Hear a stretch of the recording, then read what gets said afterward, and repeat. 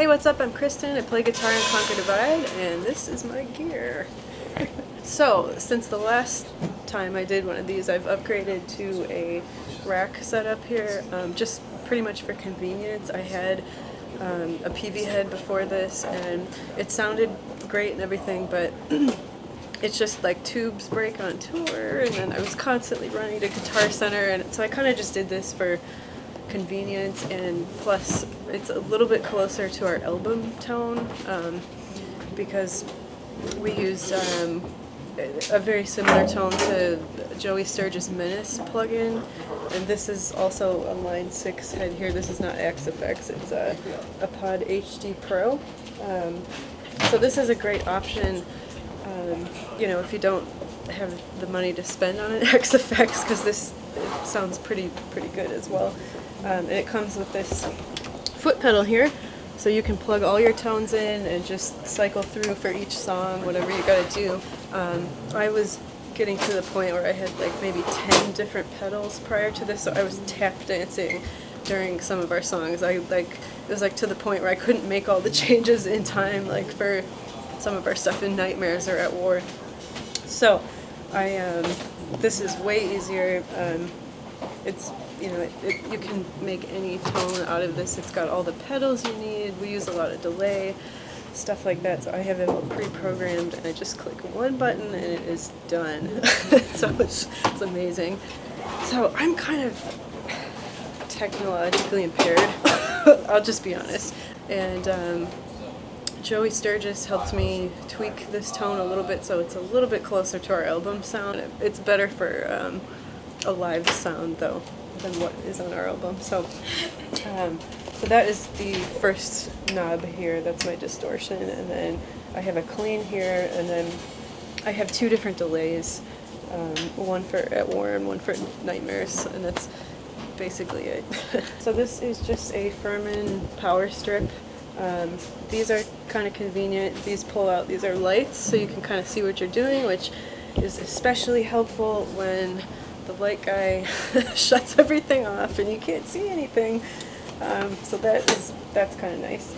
I use a Sennheiser wireless unit, and then of course the Line 6 Pod HD Pro, and then this is just an XLX 1000 power amp Crown. It's nothing too crazy. I'll probably upgrade that on a future tour. But I'm pretty happy with this. It's super convenient.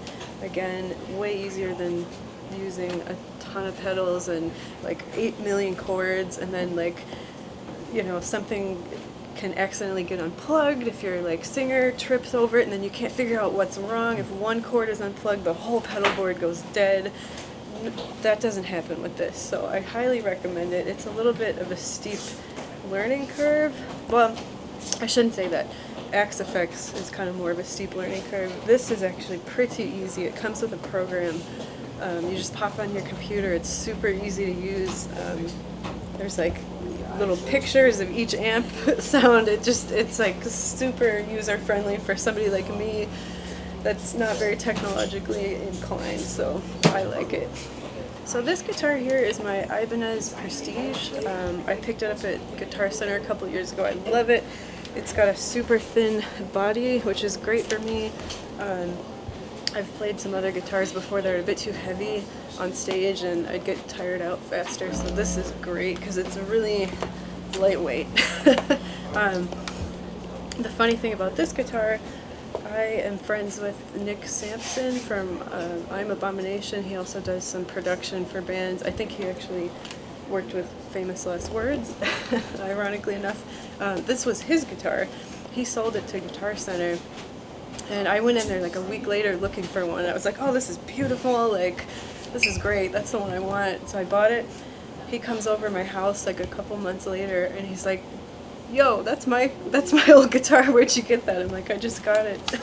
So it's just kind of random. So this was used on like a couple I'm Abomination albums plus ours, so it's got a little history to it, kind of cool. So I have like the Ibanez version of the Floyd Rose on this, but I don't really have a need for a Floyd, to be honest, so I locked the bridge. It's just a little easier to deal with. Strings on this guitar, this one's in drop D. So I use a 50, actually I upgraded, I think I'm at 58 on this one. Now I can't remember, like 58 to 12. You know, it's, I guess, a little heavier for drop D, but I like that thicker sound. And then these are just 81, 85 EMG pickups. I don't use the one in the middle for anything. I got my little handy dandy pick holder. In case you lose a pick, it's just grab a new one. It's easy. And then I use, I forget what these strap locks are called. I don't know. I think it's Proline. What is it? Proline. Proline strap locks. Tamara knows. Thanks, Tamara. She's got my back. But yeah, these are great for moving around, jumping around on stage. Although, ironically enough, the last time we played this venue, it broke. And I had to get a new one put on. It was like stripped, and so it wouldn't stay on. So I was playing like this for half the set, kneeling down. But yeah, otherwise they work great.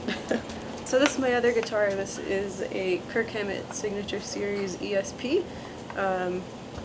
Normally like a $4,000 guitar. I got it used, so not quite as expensive, but I love this as well. It's pretty lightweight. I got it because I really like the neck, which is great for my tiny little girl hands. It's thin. It plays like butter. It's got EMG pickups. I also locked the Floyd. I don't really have a use for it. This one's in drop B, and these are 58s, so a little heavier. I probably need to go up to 62, but I'm working my way up. It's tough when you got little hands. Thanks for checking out my gear. Make sure to check us out on facebook.com/ConquerDivideUSA, or check us out on Twitter or Instagram at ConquerDivide. We are working on our second album, so stay tuned for that, and hope to see you soon at a show.